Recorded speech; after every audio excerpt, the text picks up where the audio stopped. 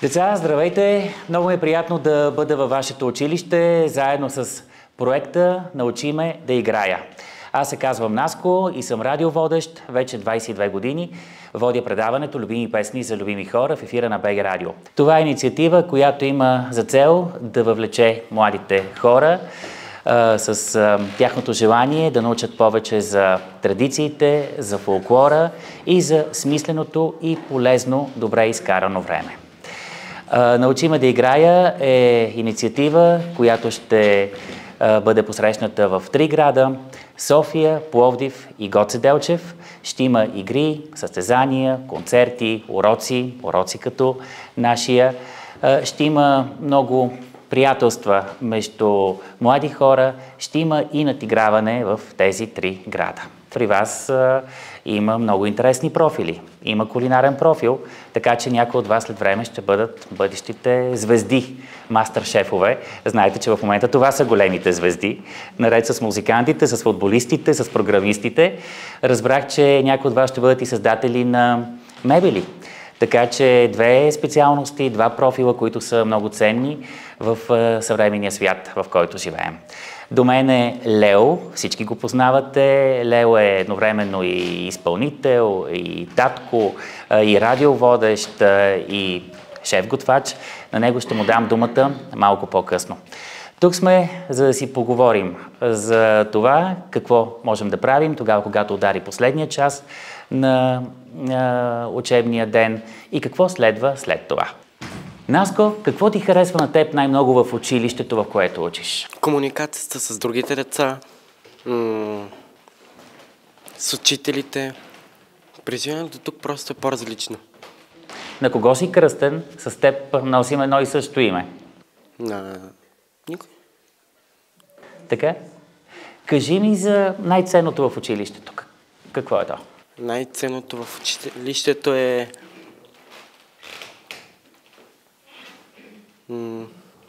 Какво ти харесва най-много тук? Тук най-много ми харесва комуникацията с другите.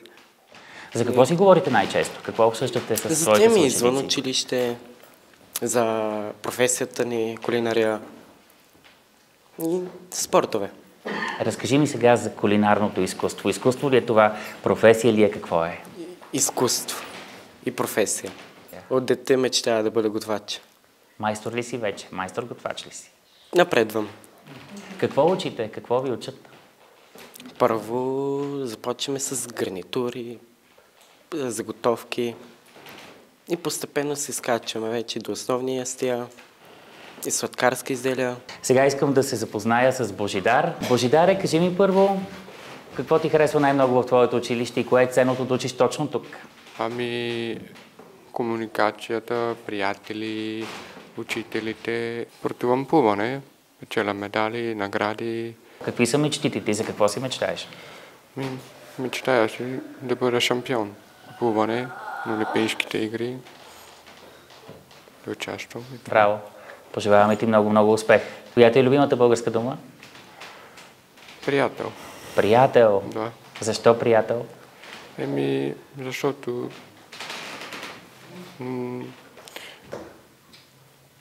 приятел ми е повтарящата дума, защото имам с кой да говоря, с кой да се комуникирам, с кой да споделям, с кой да си играя, с кой да бъде някой до мен. Браво! Мъдрите хора казват, че имаш ли приятел, имаш всичко. Георги, здравей! На кого си кръстен ти?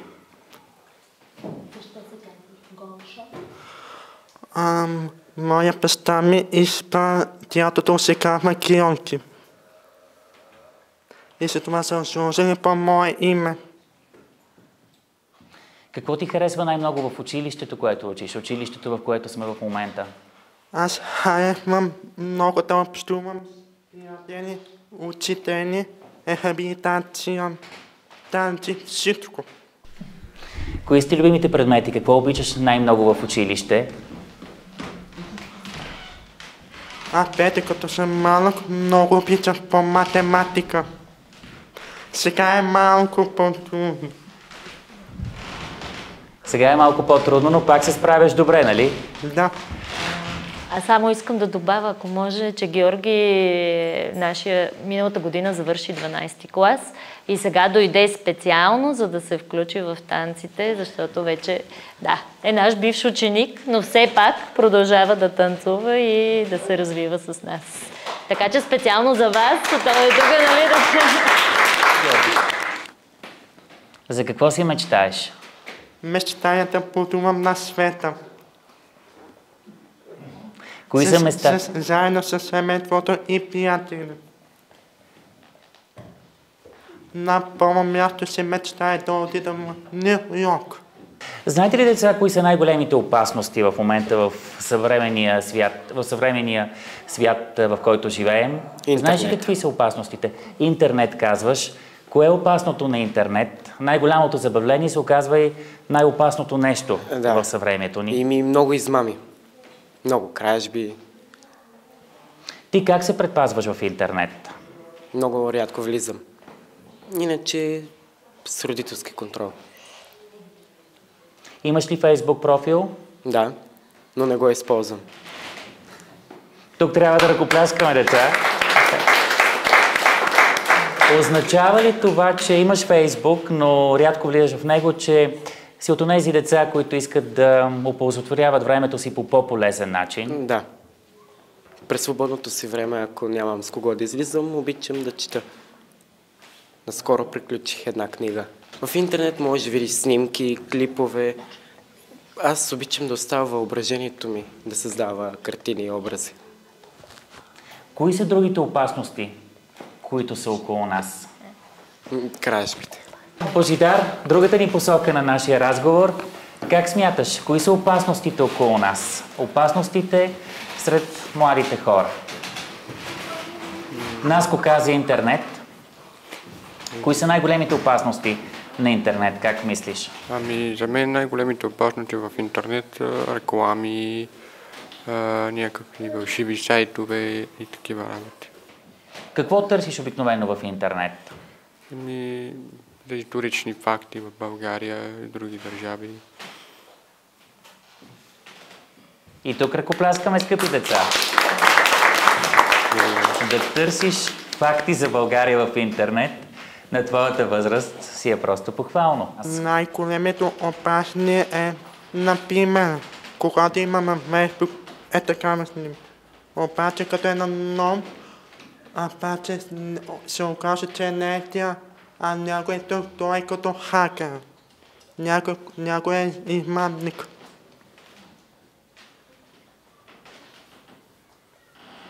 И също е глада ми там, обаче и пак измамник. Да, така е, скъпи деца. Това, което се опита да каже Жоро в момента е нещо много важно. Най-голямата опасност в интернет е това, че не знаеш кой може да бъде срещу теб. Сега ми е много приятно да посрещна и Лео в нашата дискусия. Той ще ви разкаже за това, което умее да прави най-добре, за неговото семейство и, разбира се, ще бъде готов да ви зададе няколко въпроса. Така че, Лео, посрещаме те с аплодисменти и ти благодарим, че си тук. Здравейте на всички! Първо искам да ви кажа, че ви гледам в очите едно по едно и искам да ви кажа, че това са най-хубави очи, които съм видяли от деца. Най-хубавото е точно в този период да си дете и да порастваш. Ако трябва аз да се върнам обратно, много ми се искам да разпиша един договор с дявол и да седи на вашите години, защото това са наистина най-хубави години. Може би и понякога най-опасни, защото близо до нас понякога се случи нещата, които още ние не ги разбираме много добре. Аз не пуши, не се дрогирам никога, но съм имали приятели, които са минали в този път и мога да ви гарантирам, че един път е, че влизаш в този път, тюнел, как се нарича, наистина е почти невъзможно да се връщаме обратно. Така че съвет, който ви даваме, като аз го давам на моите две деца, е винаги това, нали, окей, играйте, направете се профиля в TikTok забавлявате, но винаги трябва да има мерки. Аз и Наско сме малко по, нали, мога да го кажа, Наско малко по възрасти и може би сме живели един живот много по-различно от това, когато нямаш телефона, кога нямаш интернет. Кога нашето забавление наистина беше, ви го гарантирам, може би най-кулото от всичките. Тоест да излизаме в парка, да си играем футбол, да се направи най-дребни игри без нищо. Тогава тези думите, които ви използвате, кои наистина са най-красивите от всичките. Тоест, вие сте споменавали, че обичате приятели, също и че, нали, в тази училище има нещо много важно, че да сте социални, нали, да сте близи едно до другото. Аз съм имал голям късмет, че съм избягали от моя живот, кой беше в Италия, къде приятели, като съм ви казали, са били от другия част, кой ви каза, че не беше много хубаво живота за тя. И съм намерили успеха в България. Съм вярвали в нещо много важно, кое всеки един от нас трябва да повярва. Това е мечта. Всеки един от нас има мечти, кой рано или късно тази мечта ще дойде. Трябва да я търсим и тя съм сигурно, че ще дойде. Аз съм имали тая мечта, примерно ви казвам, аз имам много мечта.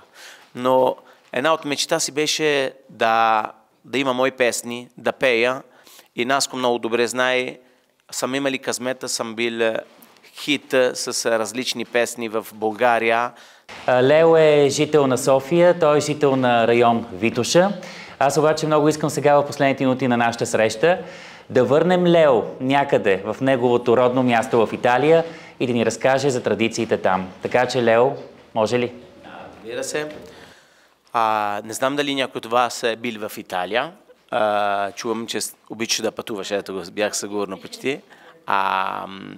Ще ми разказваш после какво ти е харесвал от Италия най-много. Сигурно храна. И кога говорим за Италия, говорим за традиция, кои вие знаете много добре, сме много познати за много неща. За храна, първото всичко, за вина, кой също имаме много хубави вина, за мода, за кафе, браво, кафе еспресо и за много неща, кои повярваме. Може би нашата държавна е най-смешна, защото е формата на бутуш. Обаче точно тази странна форма я направи още по-интересна. Имаме 20 области и почти един област е като една България. 60 милиона, доста голяма държава. Имаме навсякъде морето. Просто ние сме място, къде на всяка от страната на Италия има различни вида морето. И за това наистина много морските храна. И имаме, колко да може да е така странно, вие не знам дали го знаете, сигурно го знаете, София е един вулкан, нали го знаете, кой е инактивен вулкан.